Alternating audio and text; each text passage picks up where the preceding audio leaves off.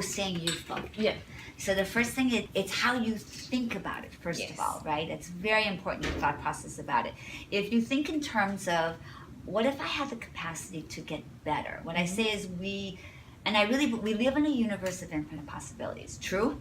So if we live in a universe of infinite possibilities, we really have, not metaphorically, but literally, the capacity to get younger, stronger, deeper, richer, wiser, more flexible, more radiant, more beautiful, like better in every way.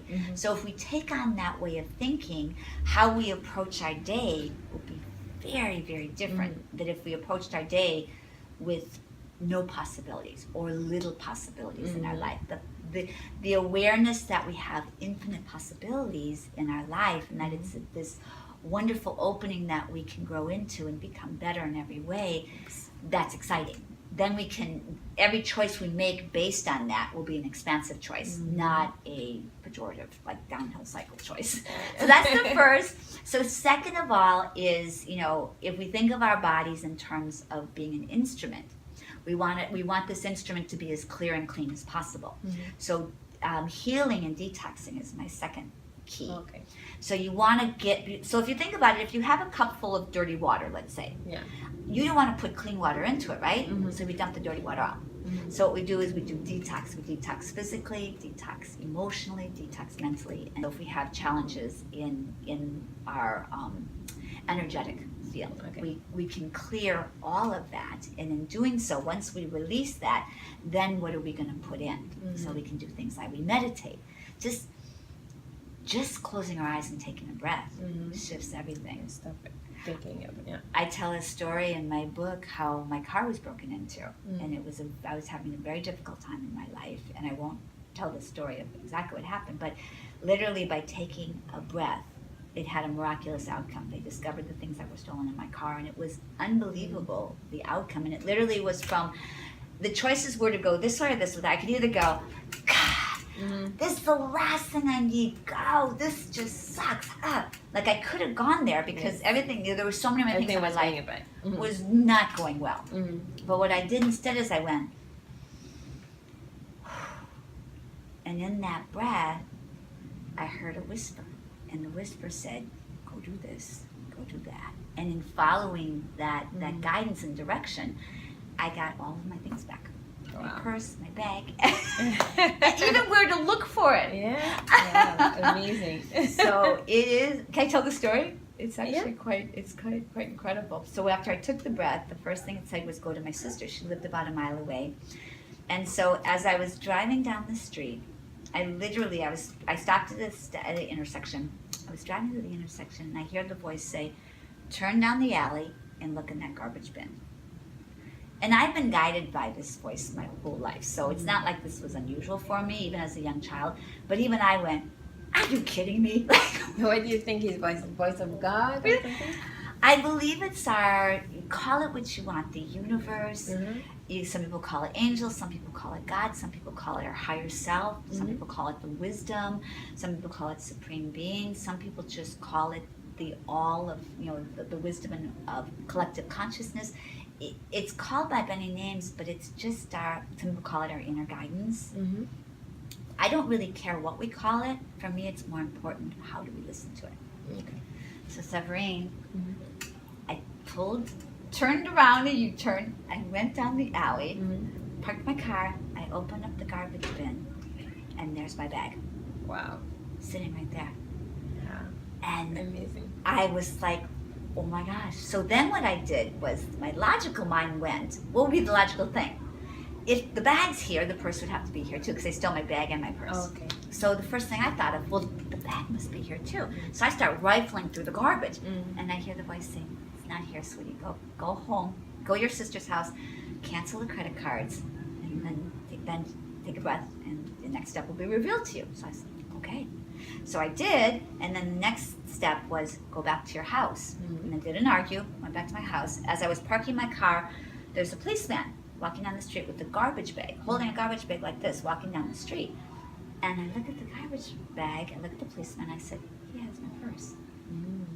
And I walked up to him, and I said, "Excuse me." And he looked at me, and he recognized me from my my picture, my ID in my purse, my wallet. I said, but he would have no idea, like he couldn't figure out how in the world would I know. I said, you have my purse, don't you? To be like, how in the world would you know that? And I just, I had a funny feeling. But he said, yes, your neighbor, found these kids that had broken into your car and called it in, and there you go. But literally, those two choices I made at that moment when I took the breath made all the difference between getting my things back and not getting my things back. Wonderful. It's like you have to listen to all the time. You have to listen. Okay. All right. So next question.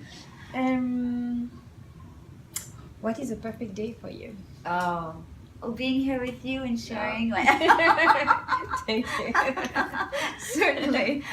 Well, it's funny because when we do what we love and what we're supposed to do, it's joyful. Yeah. So for me, a perfect day, I wake up very early. I make a raw green smoothie. That's one of my secrets. You asked, what are my secrets? Another one of my secrets is what we fuel our body with. Yes. It's very, very important. And it's a lot to ask people to go from eating the standard American diet, which is filled with processed foods and junk and a lot of things that aren't good for us, which is what a majority of the people in the world are eating, and certainly here in the United States where obesity is rampant. It might be a big leap to go from there to raw food, but so what I tell people is if you can just start by making one small change. When you wake up in the morning, instead of having cooked food, which is what I call dead food, because once you cook it, you've taken all the nutrients out of it. Instead, you make a living food superfood smoothie. So you put in greens and you put We do that at home. I know you do. That's why you look so beautiful and thank youthful you. and beautiful. Trying. It's very You're important. Yes, that's nice. And I noticed with Michael too. I was like, look. Thank you. It really, and that's really the icing on the cake. The icing on the cake is how beautiful our bodies end up looking. We don't do it for that reason. We do it because it feels amazing. Yes. So having a superfood smoothie in the morning is a great way to start. Because what happens then is if you nourish your body with that beautiful food, then you look throughout the day, every other choice that you make will be endowed with that nourishment in the morning. That's true. And it'll help you make better, healthy choices throughout the day. Just with that little I know, change. and I noticed it because for me, one time right now is trying to drink more water in the morning. And I know when I don't do it, my day will be messed up. It's because if you think our bodies are made up mostly of water, so when we put especially healthy water into our body, it helps make us clear, it helps all of that. Yes. Okay. So do you think of doing a book about raw lifestyle? About what? The raw lifestyle? Oh, raw lifestyle? You know what? I might do like a cookbook. I'm going to do a YouTube channel with healthy recipes because I work with a lot of clients and I help them with that. Because it can be a big shift from eating the standard American diet to that. People need guidance and help. Exactly. But once you start, you feel so good, right? I know, yeah. It's amazing the difference, isn't it? It's like your body feels different, even your mind. It feels alive and it feels well. And I want to let people know this too, because you were pretty healthy already, so you may or may not have gone through this. But some people who have not been that healthy, when they start, there's a detoxing process to go through. Okay. And it helps if you're detoxing your body in other ways as well. There's different things like colonics and different things you can do to help detox your body, which helps the process. But I've seen people time and time again, they'll start and then they don't feel good right away, and they'll see that doesn't work. So don't do that. No. Stay Please focused. don't do it. Don't Stay give with up. it. Don't give up. Stay with it, and you'll be happy that you did. But we started with. So you know what I want to do? I want to go back since we're on it and finish the question about staying youthful, and then we'll go back to the last question you asked me. Is that okay? Okay. So the other thing is finding ways to move your body that you love. And I know that for me and for your husband, that's dancing. But like for you, moving your body, that could look like yoga, right? Or that could what's a way? For me, swimming. Swimming. You love swimming, right? I love swimming. And tell me if this is true. When you're in the water, it feels sacred. Yeah, I feel at peace. You feel happy. You feel at peace. Yeah. So what I tell people is, don't get trapped into this concept that exercise has to look like a certain way. It doesn't have to look like going to the gym. It doesn't have to look like yoga if you don't like yoga. It doesn't have to look like running if you don't like running. It only looks like, I tell people, go on an adventure to discover what lights your heart on fire. Making love is a beautiful form of exercise, right? Sure. Especially if we're making love in a way that's highly conscious. And that's actually one of my secrets too, because if we're making love in a way that is joining together, which I know you and Michael are so beautifully connected, you make love and you're joined together, body, mind, heart, soul, and spirit. Now there's a deepening of the relationship, and there's a youthfulness that literally happens to your body. There's people who have sex more often are healthier. You can add a lot of years to it, plus have so much more fun, right? When it's done in the context of a really deep, sweet, intimate, safe relationship. Okay, cool. So the three advice you gave for to stay youth. The first one is the choice that you make. Choice. The detoxing, the meditation, food, movement. And then I would say two more. One would be spirit in some way, which is meditation in other forms. Learn ways to tap into your spirit.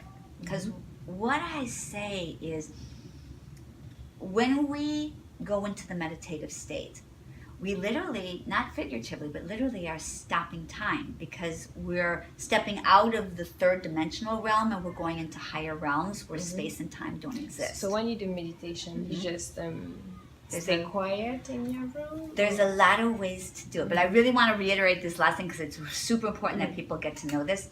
In the and then I'll answer your question. In the meditative process, when we step out of the physical realm, we close our eyes, we literally step out of space and time as we know it. We go into realms, and what happens is our body stops aging at that time. So if you see yogis, you see spiritual teachers, and they could be 80, 90 years of age, they look glowing and radiant, right? What's happening is they spend this time communing with the divine, communing with spirit or the universe, whatever you want to call it. And literally they're taking themselves out of the physical realm and into the spiritual realms where there is no space and there is no time. So time doesn't pass. So you literally can stay more youthful. And the effect of that is we look more radiant, we look more beautiful, we look glowing. Like you can see people who meditate and eat raw food, and you can see that they glow. There's a light about them. Their eyes are sparkling. Like I look into your eyes and your eyes are sparkling. You can see it. So that's a really big secret. So how to meditate? That's a great question.